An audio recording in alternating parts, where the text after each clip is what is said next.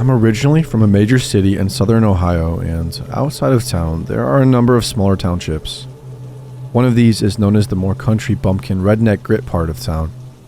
It's not even in the same county, but is part of the general area my city is though. In the woods, there's this legend of Hell's Church, supposedly an old church that burned down where Satanists do rituals now, or a Satanist church that burned down by a ritual, depending on who you ask.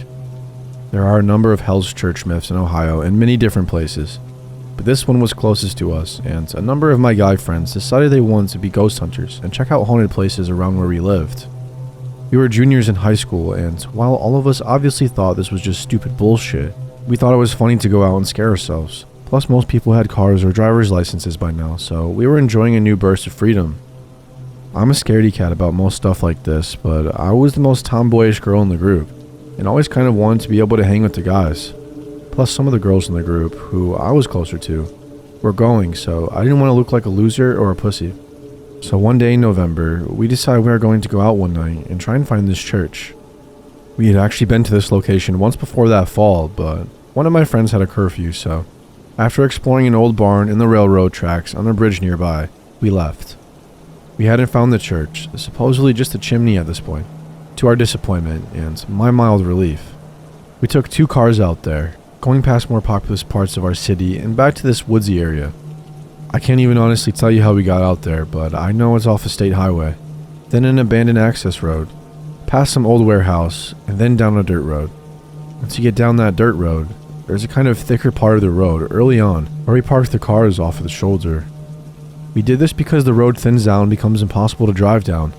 And also, someone clearly owns this land, and later down the road, there is some no trespassing sign. I'm sure a ton of kids come back here, so it didn't seem odd to me that they wanted to block this place off. I barely thought twice about it at the time. We get out of our cars and start walking down the dirt road, wandering off the path from time to time to check out barns or clearings where we thought the chimney might be. At first, it was just scary because it was dark and old or whatever, but then the barns started to get wider. Like they were filled with weird spray painting symbols and bullshit. But that's not what bothered us.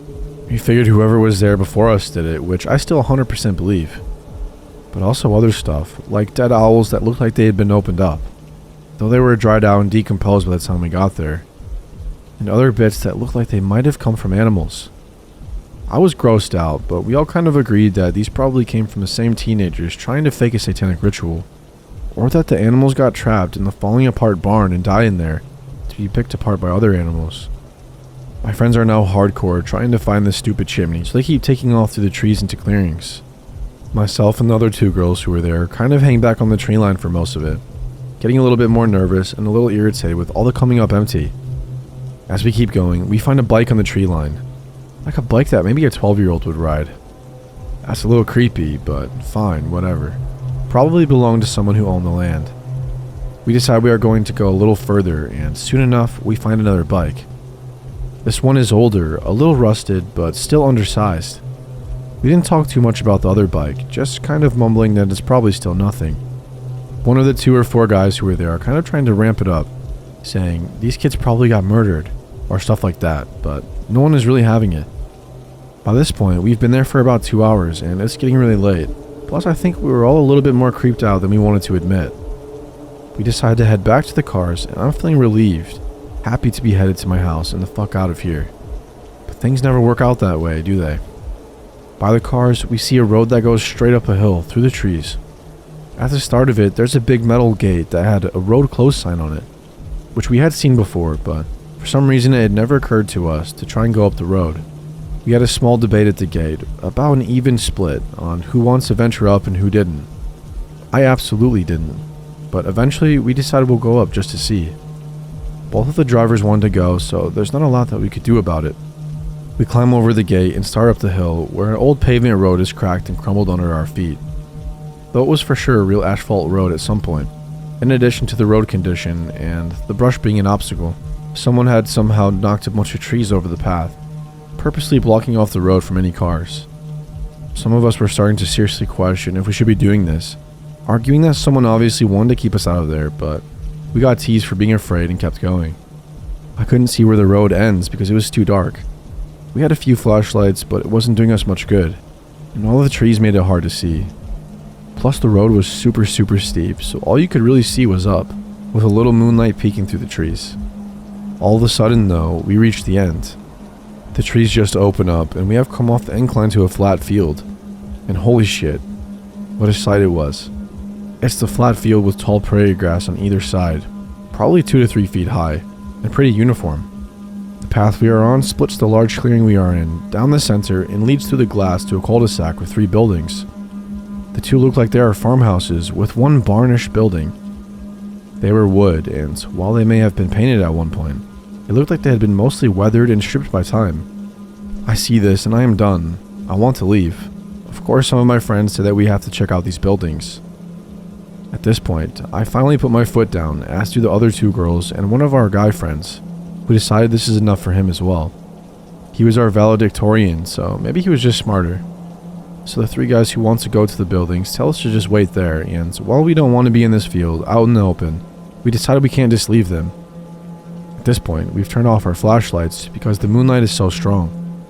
The 3 of them take off down this little path, and the 4 of us who remain stand together, bitching about how stupid our friends are and making small talk. None of us say it, but we are all looking to the grass every now and again, worried if something is going to jump out. It was just so creepy. This abandoned little settlement. It feels like our friends are gone forever. We see them get to a building and go inside. It was unlocked, I guess. We can see the flicker of their flashlights in the windows, and I just remember feeling so tense. It was like watching a horror movie in real life. After maybe 10 minutes, though it could have been a tense 5, we see our guy friends coming toward us, lightly jogging, looking afraid for the first time all night. "You idiots went inside?" I said, pissed off at them. One of my friends just looks at us, and I'll never forget it. It was full of bikes, just bikes chained to the walls. We didn't believe them, kept waiting for them to say they were kidding, but they insisted. Said it was like they were just storing a bunch of bikes there, most of them smaller. They looked afraid, and as much as I didn't want to believe them, I did. They aren't the type of guys to pull a prank for this long. By then, we can all agree we need to get the fuck out of there, and we start down the hill, hurrying the best we can. All of a sudden, about halfway down the field, we can see a car's headlights down the hill, about where our cars are. We see them pass slowly, and we know someone is down there looking for us. Because it's so far off the beaten path, we figure it's one of 2 things. 1, the cops, and we're going to be fucked for trespassing. 2, the people who own this land or these houses. We know that the road isn't that long, so they'll be turning around, circling back soon enough, and because our cars are there, they'll probably wait for us. We are all whispering about this as we pick up the pace, sprinting down the hill as fast as we can. I'm not a good runner, but I was hauling ass, getting down as fast as I could, basically hurtling over the fallen trees. Once we get down the hill, we don't see any headlights, but we know they can't be far away. "Get in the fucking cars," one of our friends yells, and we are fumbling with the doors like a horror movie, just too nervous to get in. We get in, and just as we start the cars up, we see the headlights speeding down the road, a giant black truck roaring up behind us. The truck seemed larger than life, raised up off the ground. The whole thing was terrifying, but extra terrifying was that we couldn't see who was driving in the dark, and with the headlights blinding us. We peel out of there, total pedal to the metal. This truck is still following us, bearing down on us as our 2 cars race out of there. The car is also getting real close to us, threateningly close, almost like it was trying to run us off the road. We are all screaming, looking back at the truck, fighting for some distance. Once we get to the highway, we are switching lanes, trying to escape. Luckily, we were in sedans, so it was easier for us to weave in and out of cars, but this truck is still chasing us. We are in 2 different lanes, but don't want to get too separated from our friends. The passengers of both cars are texting back and forth, trying to make a plan. It took us about 15 minutes to lose the truck. I'm not sure if the distance was too much, or if they turned around, but once we got to a big shopping center, we ducked off the road and into a Sonic parking lot. We all sat in our cars for a little bit, watching to make sure we weren't going to get snuck up on, before getting out of the car to get some food and talk. Everyone, even the guys who had tried to act tough the whole time, were pretty shaken up. It took us a while to settle down enough to head home. As much as we talked it over, we just couldn't figure out what happened. Eventually, we all went home. During what was a pretty silent car ride, exhaustion and lingering fear taking over. We didn't talk about it again for a long time, and we never called the police, which honestly, as an adult now, I feel like we should have. I don't think about it often, only during the fall really. But when I do think about it, I ask myself, who chased us? Why was that town abandoned? Who owned those bikes? And where are they now?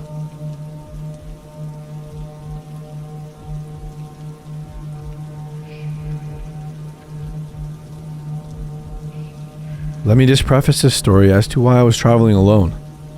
So, one of my best friends, Kayla, and I work seasonally at a hiking lodge in British Columbia for the summer. We are both girls in our early 20s. She lives and goes to school in New Brunswick, and I live and work as a chef in Toronto for the winter. We decided this year, as I bought a car, instead of flying back home, we would do an epic Canadian coast-to-coast road trip. Everything was going wonderfully. So wonderfully, in fact, we ended up staying longer in a few unexpected places and had to cut our East Coast portion of the trip short. Now, my friend Kayla started her schooling on November 1st, so I dropped her off at home in New Brunswick on Halloween and stayed the night at her place, planning to head back to Toronto the next day. After a few glasses of Chardonnay and some laughs, I decided I couldn't come this close to the East Coast and not see the Cabot Trail in Nova Scotia, something that has been on my bucket list for years. So knowing I still had a week more vacation before my winter contract, I hastily booked a hostel for the next day, November 1st, at a hostel on the Cabot Trail. When I booked, only one option came up. I assumed because I waited until the last minute to book, a private dorm with a queen-size bed for $35. I thought, what a bargain, and I booked it immediately. I left Kayla's house at 7 a.m., knowing it was a long drive. Now, the Cabot Trail is roughly 150 kilometers long, so I thought to be safe, I'd plug the hostel address into my Google Maps and head straight there to get my bearings. I would arrive at the hostel around roughly noon, knowing it was too early to check in. I figured I'd consult with the front desk, figure out the nearby hiking trails, and bring my bags in later. I was about to arrive at my hostel, according to Google, but all around me was nothing but farmland. Google instructed me, the destination is on your left. I saw nothing. About 50 yards up the road, I saw a wire bar bent to look like the letter A, spray painted bright red. I was staying at the Acolyte Hostel, so I guess that must be the place, and I followed the dirt road. It led me to what I can only describe as a dilapidated barn. No signage, there were 2 cars parked in front, so I parked alongside and got out of my car to try and figure out where I was. Once I got out, a smallish man around mid-40s with dark hair and intense eyes popped out of the barn and asked me if I was staying with him tonight. I said yes. He asked why I booked so last minute, and I explained to him my situation. Seemingly satisfied with my answer, he insisted on taking me on the grand tour of the barn. The first thing I noticed was that the entirety of the barn had been dug out around its foundation, about 5 feet deep and 3 feet around. He led me across some particle board laid down as a sort of ramp leading inside. The second thing I noticed about the property is that there were no windows. This was clearly a barn meant for livestock. The gentleman leading me on this tour, so to speak, was named Kevin, the owner. He proceeded to tell me his grand plans for the space. It all seems pretty far-fetched, as it was just a big old barn with particle boards separating most of the rooms. He led me up to the skeleton stairs, made of plywood and by 2x4s, to the cabin loft, where I would be sleeping that night, along with his family, the mother of his 5-year-old son, his son, and Kevin's own mother, who insisted that I call her Mom. The upstairs was certainly open concept. A frail curtain separated the beds to the sides with a large open area in the middle. I asked if I was his only occupant that night, and he said yes. I had a feeling he didn't often get occupants. I told him I was interested in the hikes in the area and wanted to get to them before it got dark. He gave me very detailed instructions of his favorite hikes and how to get to them, and off I went. I figured the place wasn't ideal, and I wished the website would have let me know it was still being built, but hey, I booked last minute and beggars can't be choosers. Plus, he was very friendly and helpful on my hiking advice. I hiked the area until it started getting dark. I didn't pack enough food for the day, but I figured I'd head into town for dinner.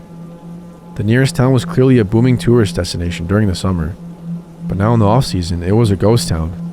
All the hotels and B&Bs in the area were boarded up. Such a ghost town, even the liquor store was closed for the off-season. Finally, I found a dark, dingy, empty bar to eat dinner. It was, to phrase lightly, a disappointing supper.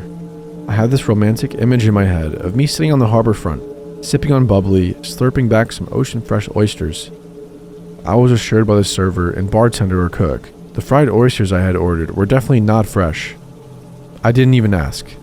I figured with all my options for things to do, and feeling exhausted that I should just head back to the hostel to read my book. I got back at roughly 8 p.m. I could smell the family that lived there was in the midst of cooking dinner. A little boy ran down the wood steps to greet me. He yelled, as little boys always do, "My name is JP. What's yours?" I say, "Nice to meet you, JP. My name is Alex." He immediately asked me if I wanted to come play. I said definitely. Just let me put my bags down in my room first. He followed me through the translucent curtains to my room. So instead of getting settled in, I just headed straight out to the main area. I started throwing a foam football around with JP. His mother, father, meaning Kevin, and grandmother, mom, were all just sitting down to eat, without even acknowledging we were there, playing in front of them. The mother and father just start what seems to be a basic argument, which then turns into yelling at each other. Completely weirded out, I told JP that I need to go to my room and call my mommy, and she is wondering where I am. Of course, the boy who doesn't understand proper boundaries yet follows me through the curtains and sits on my bed. I try taking his attention away from his family fighting, so I start asking him where he goes to school, his favorite color, etc. His mother starts calling for him and he doesn't answer. Instead, chooses to sit in my lap and hug me. Not wanting to cause any problems, I yell to the mother that he's in my room. She runs in and snatches him off my lap and yells to the father, "I know what you are like when you get this angry. I'm taking JP. Don't follow us." I hear her book it down the stairs and him run after her. I hear a car start up in the lot, and not just drive, but fucking peel out of that driveway. I hear him cursing. A door slams, and then the sound of the excavator I had seen outside earlier that day came on. I guess he wanted to do some handiwork to let off some steam. Now just left upstairs is me and Grandma, who still insisted I call her Mom. I walk out of my not-so-private curtained room with my bag and say, "Listen, you guys have been great hosts, but I should go." She starts rubbing my arm and telling me to stay, explaining her daughter-in-law doesn't understand Kevin like she does, and she's the real problem. Now I'm ready to tell Mom to fuck right off and leave, until I realize she still has a knife in her hand from cooking dinner. It's only a 4-inch knife, but with intent, I'm sure it would do some damage. I don't think she meant it as a threat. I think she was just a kooky old bird who didn't understand. Maybe don't hold a knife while trying to console a stranger. So I go along with what she is saying, while she rubs my arm with one hand and flails the knife around in the other. I inch closer and closer downstairs and toward the door. She keeps rubbing my arm and shoulders with her free hands, telling me to stay, that her grandson is special, and before I even booked the night, he had a premonition I would be staying with them. As soon as I get out of the door, I run towards my car. I start my engine back up in the lot to get out of there. Kevin in the excavator blocks the path, with about a 5-foot ditch on one side of the drive and forest behind me. He gets out and says he's sorry and tells me I should stay and that he'll make it up to me. Grandma comes out with the knife still in hand, saying it's Kevin's fault I'm leaving. They bicker for a full 5 minutes until I yell if they don't let me leave, I'm calling the police. All of a sudden they get super defensive, like I'm the one being unreasonable. So I turn off my engine and start to dial. Kevin gets back to his excavator and starts backing up. As soon as he's far enough, I can see an opening to drive across the grass. I turn my engine back on and rip out of the drive. I'm sure doing a number on the suspension of my little sedan. As soon as the property is out of sight, I go to call my friend Kayla. No service. I remembered back to earlier in the afternoon, when I first got to the hostel. I was going to check my messages and I saw the no service sign. Even if I wanted to, I wouldn't have been able to call the cops. I drove the 6 hours straight to New Brunswick and I stayed with Kayla.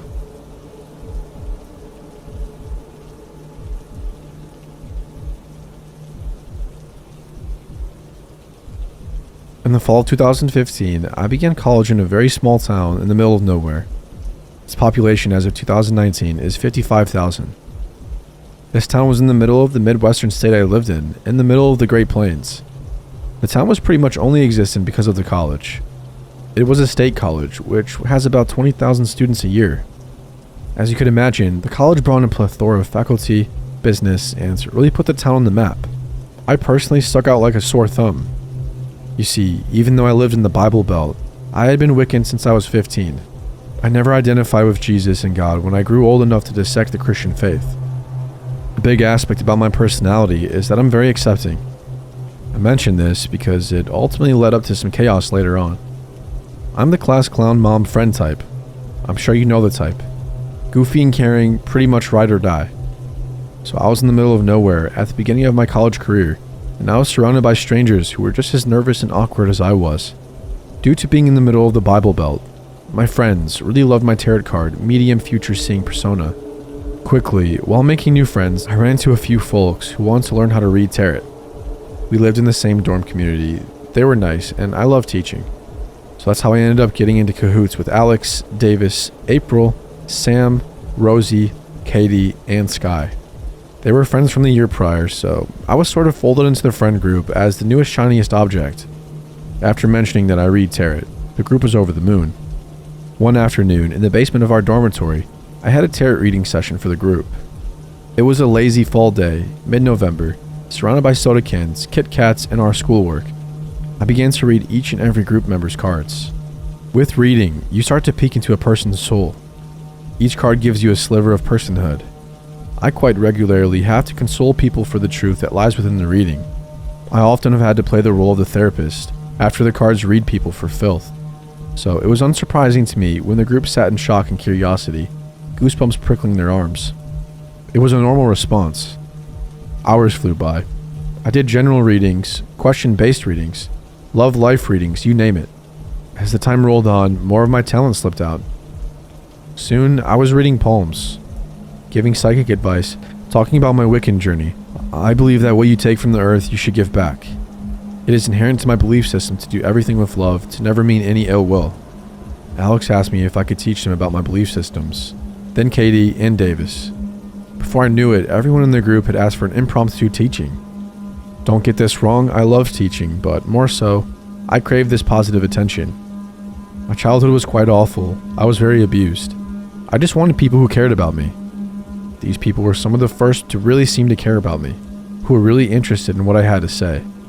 So with rose-colored glasses, I began a fun little info sesh with my brand new friends. I didn't see the warning signs. What started out as little meetings in the study rooms turned into hour-long lectures where the group hung to every word I said. As we got closer, more of my horrific past was uncovered. I shared tales of my trauma, of all the times I should have died, of the beatings, of how my mom tried to murder me. I thought I had found my tribe. I was really excited and pleased to be around folks. I didn't start to see the warning signs until it was too late. Things went smoothly for a while. A routine of teaching the group, hanging out, having dinner, talking about normal things, like school and what was going on in the dormitory communities. Things felt pretty normal. I really liked it. One of the group members, Davis, was transitioning female to male, and he struggled a lot with his identity. He was raised in a pretty strict household, so his transition wasn't taken very well by his family. He also struggled with BPD, which made people in the group uncomfortable. I think because they didn't understand it. Keep in mind, mental health at the time wasn't really something that people were open about, as it was the Bible Belt. So Davis would occasionally act erratic, start fights, get worked up, cry randomly, etc. I'm sure part of this was due to transitioning. I can't imagine how emotional and hard it would be to go through that. What really sets things off was when Davis started doubting if he should fully transition or not. Davis had already been on testosterone for quite some time, was very male presenting, but did not have top surgery yet. One day, right before spring break, Davis had worn a dress, makeup, and heels around campus. At the time, I thought it was kind of strange, but I figured it was Davis's life, so it didn't matter to me. The rest of the group, however, started to obsess over this. It was very out of character, but the group thought there was more to it. When Davis left for class, adorned in his dress and heels, Alex started speculating. There was a long, weird history between Alex, Davis, and Sky. One where Davis was sort of relationship-like flirting with both Alex and Sky, creating some animosity.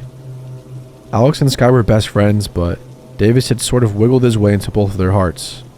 Alex wasn't one to really discuss their feelings, so they pretended this love triangle didn't affect them, but Alex had become bitter. After Davis had walked out, Sky in tow, Alex began their speculation. What's wrong with him? Why is he acting like that? It's like I hardly know him. Katie, one for gossip, joined in. It honestly is like Davis is a completely different person. I don't know who this is, but I hate him. He's taking advantage of Sky. The rest of the conversation began to snowball.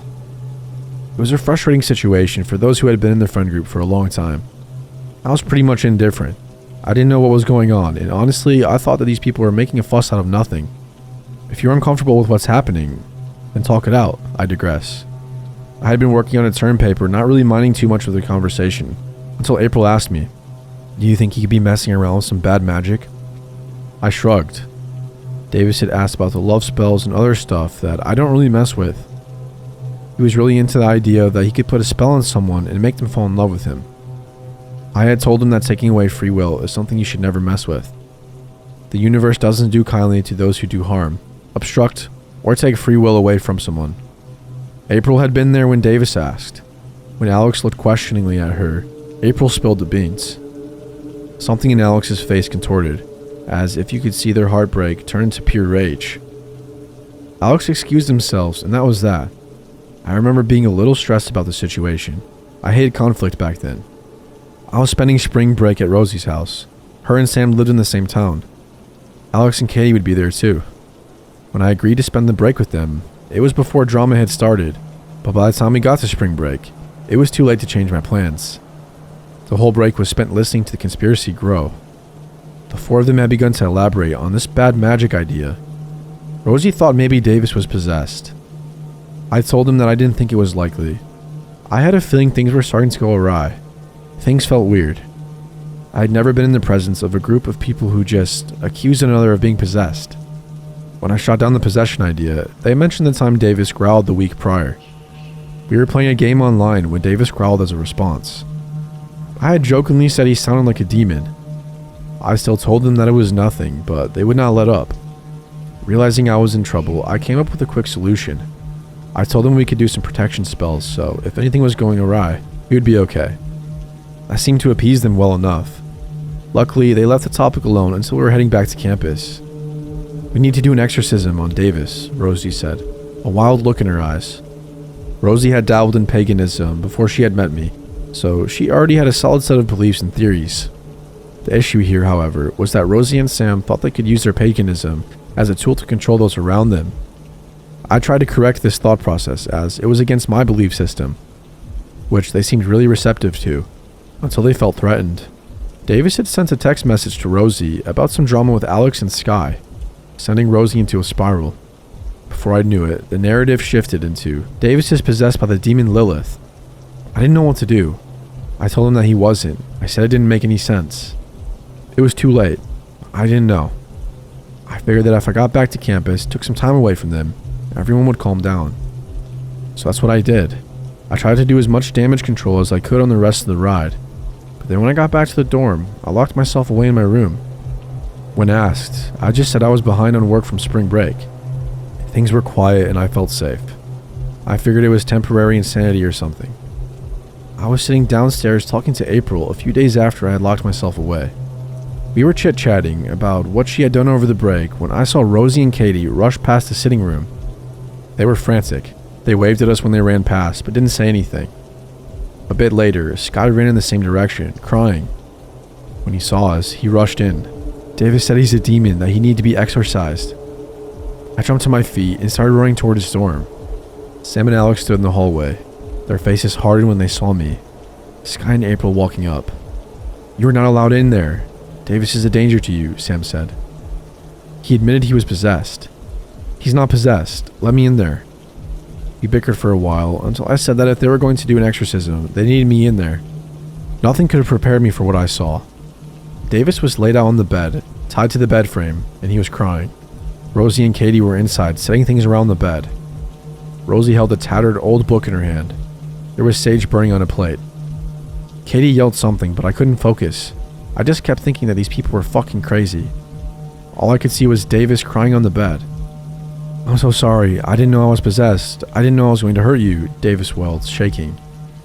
"We're going to get the demon out. You're going to be okay." I just kept saying that he wasn't possessed, but nobody was listening to me. That's when I saw the knife. It was bronze in color, with something dark crusted on it. It sat in a bowl from the dining hall, sat in a mix of what looked like salt and what looked like blood. In shock, I looked over to Rosie, spotting a bloody gaze on her arm. It was like my world stopped. At this point, I had realized these people were crazy. I didn't think they were killer crazy. I had seen enough scary movies that I could only imagine what was going to happen. I grabbed the knife and cut through the cloth that tied Davis down, grabbed his wrist, and bolted from the room. I called Davis his mom and told her to come get him. We went to my dorm until she got there. with me just trying to talk some sense into him. Davis went home shortly after. Rosie, Katie, Sam, and Alex were blowing on my phone. April had come with me when I ran out with Davis. When he had gone home, she started to talk about how I needed to be careful because if Hillary Clinton were elected president because I was so special, my mother had told me that she had to kill me, or else the government would get me. I just nodded, telling her I needed to go to sleep. After she left, I started filing paperwork to transfer schools. I moved 2 hours away, blocking everyone in the group's phone numbers. I couldn't believe everything that had happened, but looking back, I started to see that the signs were there all along. The most memorable moment was when I told him that the sky was actually green. I was just joking around, being a sarcastic asshole, but April and Alex just nodded. When I said I was joking, April defended them, saying, well, technically the sky just reflects the earth, so it kind of is green. Hindsight is 20/20. I accidentally started a cult, creating a small hellhole where everyone blindly believed everything I said and thought I was the modern day Jesus. So to my former cult members, let's never meet again. Also, please get help.